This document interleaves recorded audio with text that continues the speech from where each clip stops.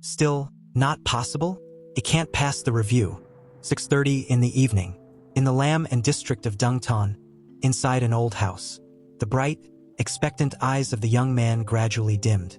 Sitting opposite him, the middle-aged man slowly set the manuscript down, looking at him with a complicated expression. Jung-tu, your script is very good, but it's still the same problem. The market right now doesn't want purely supernatural scripts. You must understand the current situation, so... I understand, thank you, Brother True. Jung-tu forced a faint smile. He knew the other had done his best. Oh, right, Brother True. I'll return the advance payment to you. I've taken up so much of your time. I really feel bad. Jung-tu reached for his phone. No need. In fact, I should be the one feeling bad. Keep the advance. I think maybe in the future we'll still have a chance to work together.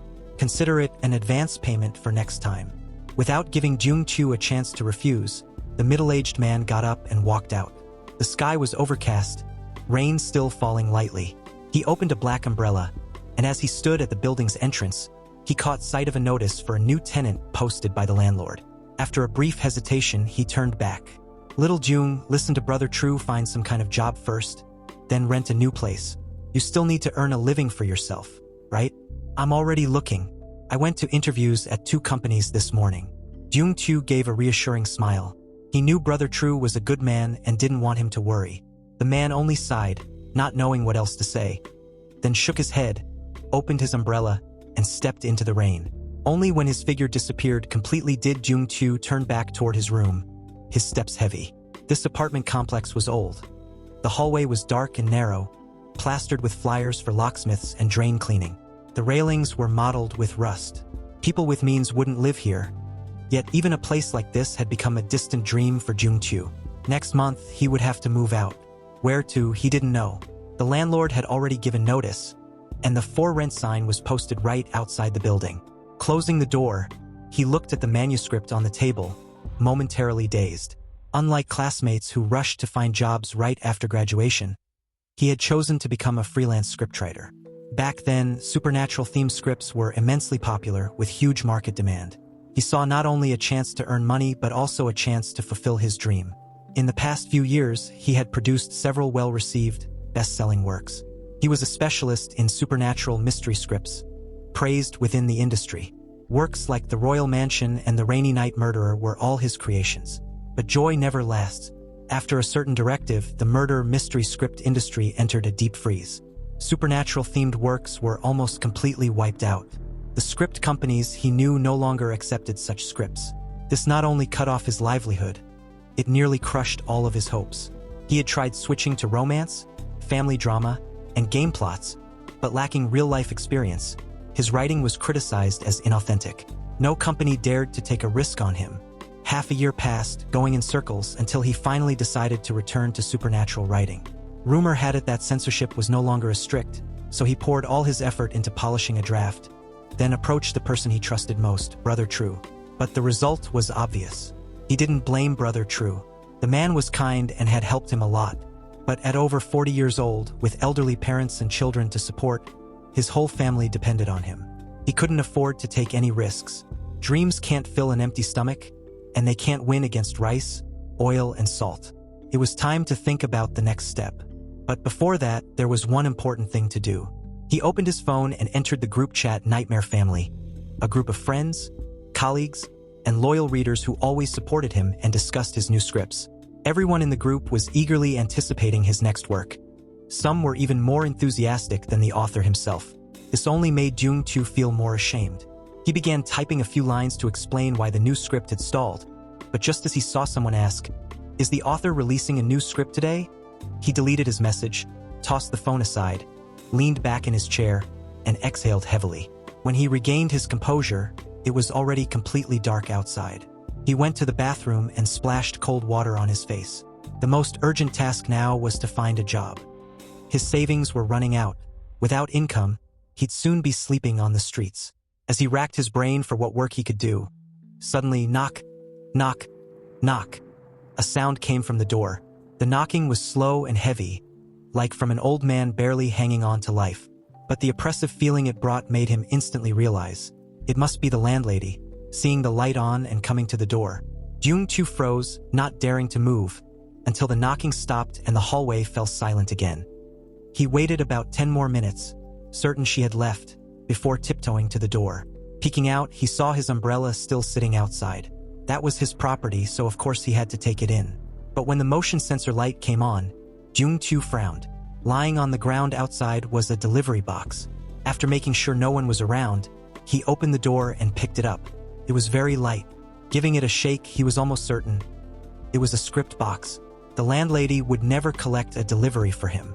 Could only have been the courier, but since when had they been this considerate? He brought it inside and opened it. Inside was indeed a script box. On it was a painting in oil style, a village bathed in silver moonlight, every window shut tight, no lights inside, still as stagnant water. In the far distance, a huge shadowy figure loomed faintly, as if proving that the village lay deep in the mountains. In the top right corner of the box, for blood-red characters gave the whole image a perfectly eerie harmony. It was the title of the script, The Ghost Play of Fengmen. This title, this structure, this ghostly atmosphere, made the veteran supernatural writer in Jung-Chu's heart light up. These days, few dared to write scripts like this, and if done poorly, it would fail completely. But if done right, it could be the work of a master. He quickly grabbed his phone, eager to know who wrote this script and which company it belonged to. But after scanning his contact list, no one had sent it to him. Aside from writing original scripts, he occasionally took on freelance work revising or evaluating scripts for companies he knew, helping them polish plots and earning a small fee. But in the current climate, it had been a long time since any company had contacted him. If it wasn't from a familiar company, then who had sent it? He picked up the delivery box again, noting that the sender's details were blurred, as if smudged by water. Under the light, he could barely make out the last few words. Number 144, Fengmen Town. The address was completely unfamiliar. Jung-Chu had never even heard of the place. Carrying his doubts, he opened the box. Inside were 2 leather pouches, one large and one small, lying quietly. Opening the larger pouch, a small script booklet slid out, immediately catching his attention. On its cover was an old gate painted in dark red, with a white lantern hanging on each side. The faint characters written on the lanterns gave off an indescribable sense of eeriness, as if pushing open that gate would lead straight into another world. Inside the booklet were a few short passages written in classical Chinese with a fine ink pen. Fortunately, Jung-Chu's language skills weren't bad. Half reading, half guessing, he could roughly understand the content. It was an invitation. The host of the event was someone with the surname Fong, and their household was about to hold a blessing ceremony. Those who received the invitation were asked to attend. No details were given, but it promised special thanks after the ceremony. He opened another page and a bookmark-sized card slipped out, with a roughly sketched human figure on it. Jung-Chu knew this was likely meant to represent the player's character in the game. Still, it was clearly just a rough draft. Before official release, the art would surely be redrawn in detail. The card felt strange in his hand. Not the usual stiff cardstock, but more like treated leather, flexible and tough. On the back, in the top right corner, was an odd triangular symbol. The last page of the invitation featured 6 crudely drawn human figures, much like the character card before, their genders indistinguishable. From this, Jung-Chu guessed that aside from himself, there would be 6 other participants in the scenario, in other words, a 7-player instance. Full of anticipation, he reached into the smaller pouch, but it was empty. What's going on? Could it be that this was all they sent? Jung-Chu felt a bit disappointed. Other than the character card and a vague invitation, there was no basic plot summary, no character introductions. Worse yet, the sender hadn't contacted him in advance. It felt somewhat disrespectful. From the refined design of the box and the craftsmanship of the invitation, this didn't look like the work of a small workshop. It might even be a promising business opportunity, but Jung-Chu preferred to work with people who showed sincerity, and this didn't feel like it. The last item in the box was a small envelope, barely half the size of a palm. After a moment's thought, he picked it up. The moment he opened it, his entire body froze. Inside was a stack of banknotes, red banknotes. His hands trembled as he pulled them out. Taking a deep breath, he counted carefully, 3,000 yuan. Inhale. Calm down. Count again, still 3,000. 3,000 yuan. Clutching the money, Jung-Chu's gaze toward the script box grew warm. What kind of god-tier script company is this? So much sincerity. Who could say no? At that moment, it was as if a floodgate in his mind had burst. Countless new and intriguing ideas poured in, and within seconds he had conceived at least 3 scenes and 7 storylines for this script. No plot outline, no preset character backstories, no problem, he'd write them himself. If the boss didn't like it, he could even redesign the entire box. In this respect, Jung Chu had always been known in the industry for his dedication. The money also meant next month's rent and living expenses were covered. Aside from the cash and the boss's sincerity, the envelope contained several other cards, unlike the earlier character card. These were handcrafted and tied together with thin twine, with a small bell attached. Jung Chu noticed a reddish hue on the knot. Touching it, he realized it was cinnabar powder. The inside of the bell was sealed with wax. This script clearly had some ritual elements. The detail impressed him. Cinnabar was used to ward off evil, while a wax-sealed bell was said to trap spirits. The knot-tying technique was particularly striking. It was the kind used to bind a coffin during a funeral. Such meticulous detail would help players quickly immerse themselves into character and storyline. Untying the cord, the first card revealed an ancient street scene shrouded in dim light, the street completely empty. In the distance stood a large mansion, its gates instantly recognizable, identical to the one on the invitation cover, likely the Fong family mentioned earlier. The second card showed several scattered houses, the scene even darker than the first. In the pitch-black courtyard before them, a perfect circle of moonlight glimmered. Moonlight couldn't naturally fall like that. Jung Chu guessed there must be water there, perhaps a pond or small lake, reflecting the moon above. More unsettling than the moon's reflection were the houses themselves. They were in an old architectural style, and in that dim, grayish-white atmosphere, each doorway bore 2 dark red lanterns. The bright crimson stood in stark contrast to the oppressive gloom, like 2 bloodshot eyes staring from another world. Unconsciously, his own vivid imagination sent a shiver through him. With growing anticipation, he opened the final card. Black, completely black. Jung Chu was momentarily surprised. Even with his imagination, he couldn't figure out what the author was trying to express. Was it meant as negative space, or just a clumsy gimmick? His instincts told him it was neither. This black card must hold some special significance. He stared at it, calming his mind. After a moment, he seemed to notice something. The blackness wasn't uniform. It leaned toward a murky texture, as though something was hidden within the shadowy haze. Bang! Jung Chu flinched.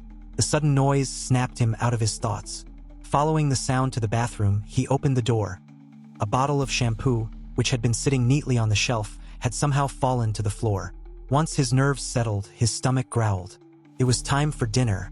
He put on his coat, grabbed his umbrella, and stepped outside. For the past few days, he'd eaten nothing but noodles. Tonight, he'd treat himself. He left the lights off. If they were on, the landlady would know he was home, and earlier he'd avoided answering the door to dodge her. Stopping by a small eatery, he ordered chicken leg rice. The owner placed a large drumstick on his plate, then ladled a spoonful of rich broth over the rice. For a moment, Jung Chu felt life still had hope. "Boss, give me another drumstick." After eating his fill, he walked home slowly under the umbrella. His rented room, though located in this old apartment block, was tucked away in a fairly secluded corner. The building was in serious disrepair, with few occupied units, and the streetlights glowed dimly, half dead. From a distance, he paused. Through the rain, he gazed at the old residential building a few dozen meters away. In the lit window of a second-floor room to the right, he had spent one of the hardest periods of his life. Before he could get lost in reminiscence, the light behind that window began to fade, visibly, until it went out completely. What's going on? It wasn't a power outage. Lights in the other units were still on. Old wiring? Bad connection? Jung Chu couldn't be sure, but tonight he still needed to work overtime to finish the script. Without light, it wouldn't be possible. He hurried back. Just as he reached the turn on the second-floor staircase, he heard the sound of water splashing. It was coming from his room, specifically from the bathroom, like the shower was running. What alarmed him more was that his door wasn't locked. It was slightly ajar, leaving a pale sliver of space. Through the gap, he could see the room's interior dimly lit. Suddenly, the sound of running water stopped.